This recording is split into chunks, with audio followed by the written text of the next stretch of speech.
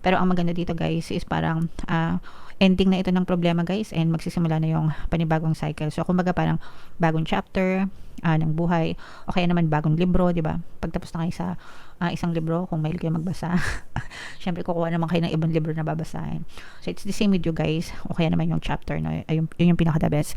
Parang mag-end yung isang chapter ng buhay nyo, itong chapter na puro problema, puro hinagpis, puro sakit ng loob or damdamin, and matatapos yan, and magsisimula yung panibagong cycle. And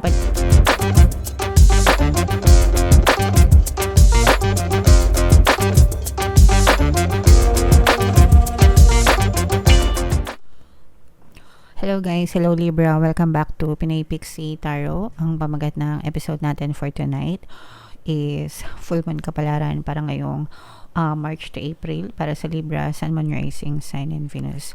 Yung ating full moon guys ay sa March 14, tapos yung next na full moon naman natin ay sa April 13 mga kapiksi. So, ang reading na to ay para sa period na yan. Ang pamagat ng ating full moon guys ay Wolf Moon. And tinatawag din itong blood moon mga kapiksi kasi yung full moon natin ngayon ay natapat ng eclipse, no? It's a total lunar eclipse. Kaya siya blood moon kasi mapula-pula yung buwan. So, abangan natin yan. So, ito yung moon message para sa inyo. Sobrang ganda. You and your loved ones are safe, Libra. So, hindi mo na kailangan mag-alala mga kapiksi kasi palagi naman tayong safe and protected ng ating mga gabay guys. You have to understand na lahat tayo ay may mga gabay, and ang number one na role nila is gabayan tayo, protektahan tayo, and tulungan tayo sa mga panahon ng ating mga pangangailangan. Hindi lang tayo guys, kundi pati yung mga mahal natin sa buhay. So, you don't need to worry mga kapiksi. Okay? Make sure to put your family first, guys, no? Yan yung pinaka-message nitong card na to mga kapiksi. So, wag nating iti-take for granted ang ating pamilya because i-prioritize natin sila sa buhay natin. Let someone get a bit closer to you. So, kung merong mga tao na gustong makipagkaibigan or makipag-close sa inyo, guys, bigyan nyo sila ng chance. Unless, of course, hindi maganda yung intention nila. Let's say, for example, may jowa ka na, tapos may lumalapit sa'yo para makipag-jowa, makipag-flirt. Yun yung wag nyong ito-tolerate, mga kapiksi. A new cycle is starting for your child or children. So, kung may mga anak kayo, mga kapiksi, baka nagsisimula sila ng mga bagong cycle or mga bagong adventure sa buhay nila. So, make sure to be there for them.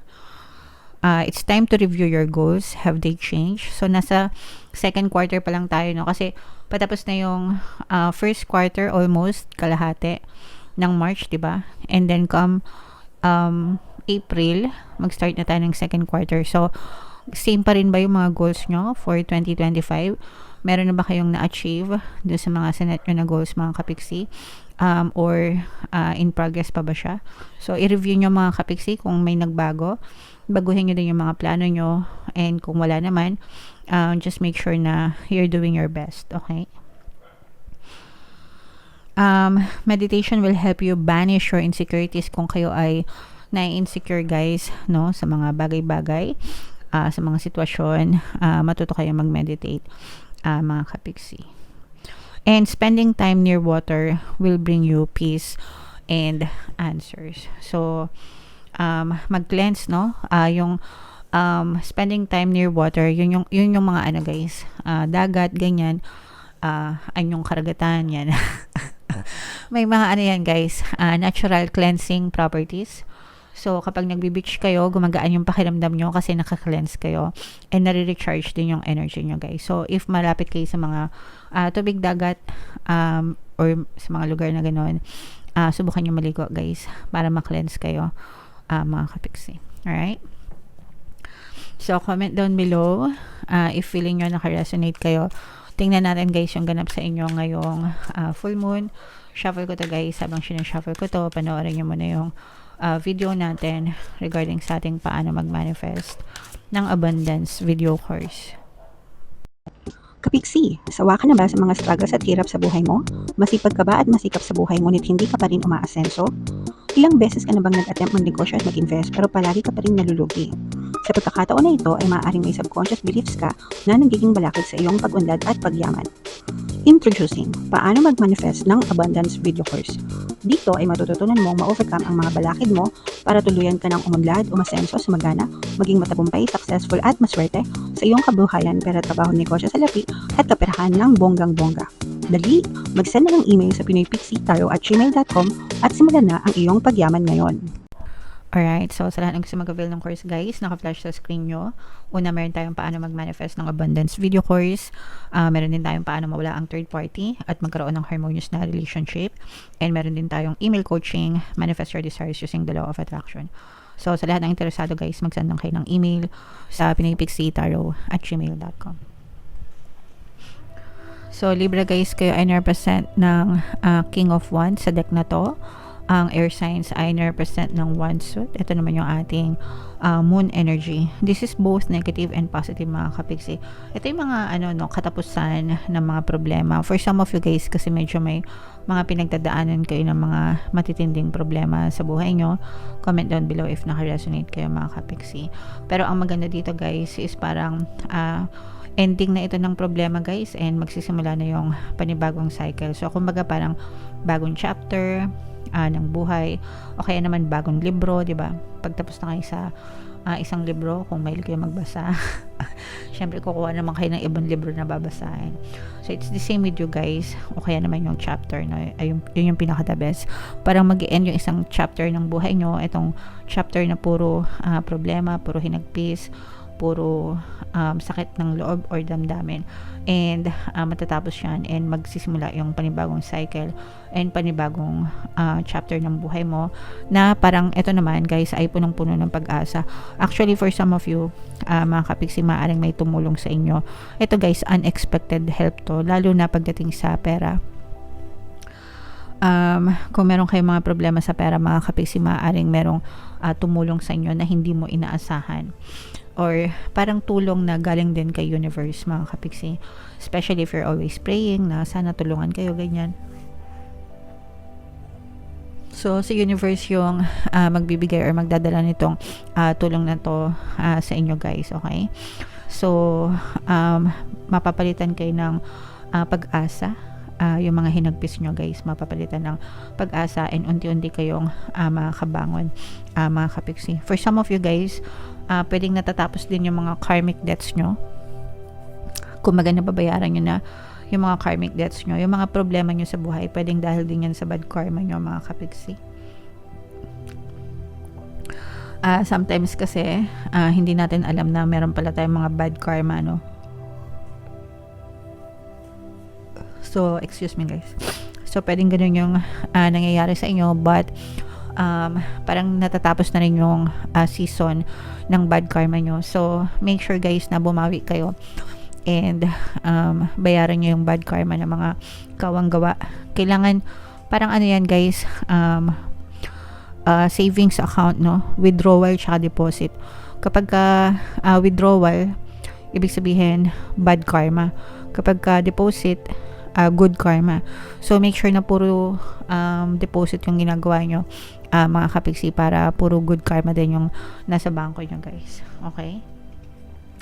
So yeah, i-main nyo na yan sa comment section mga kapiksi, itong brand new beginnings, itong katapusan ng mga problema, itong mga unexpected help guys, no? I-main nyo na guys sa comment section. So what else mga kapiksi?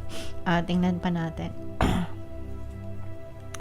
Yeah, so meron kayong mga pinagsisisihan guys, no? Parang feeling ko meron kayong mga naging desisyon na parang pinagsisisihan nyo. Kumaga parang ngayon yung nararamdaman yung mga consequences ng mga naging desisyon nyo sa buhay.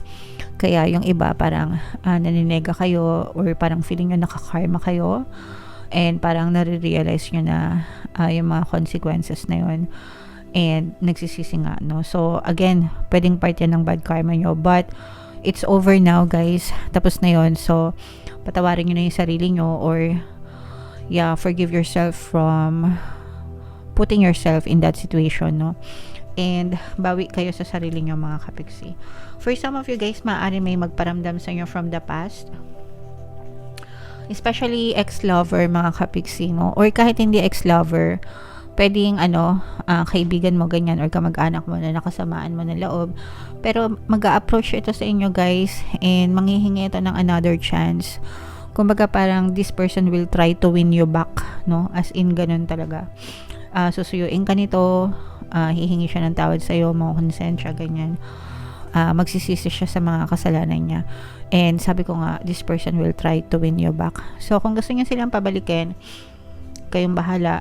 Pero, patawarin nyo na, especially pag nag-sorry, para ma-release yung karmic connection nyo, kung kayo man ay karmic, o kaya naman para mawala yung mga negative emotions nyo, guys. Kasi, habang hindi nyo sila pinapatawad, kayo yung nagsasuffer, mga kapiksi.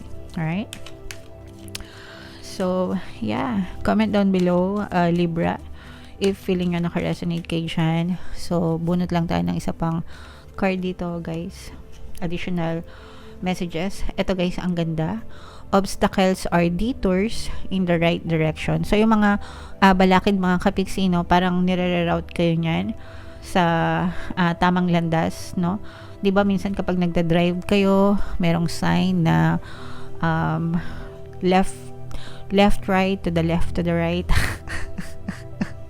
Okay, sarado to, close road, ganyan, kailangan nyo umikot, 'di ba, ibang direction.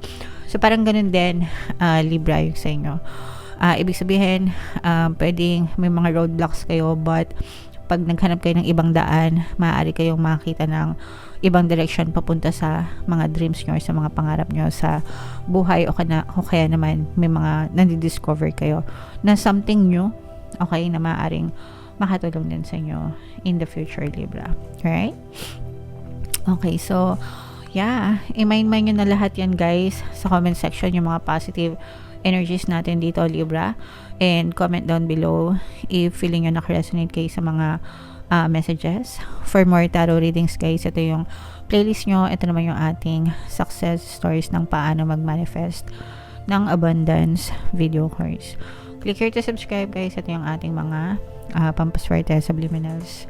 Thank you for liking, sharing, and subscribing. See you next time. I love you all, mga kapiksi. Have a nice day. Bye-bye.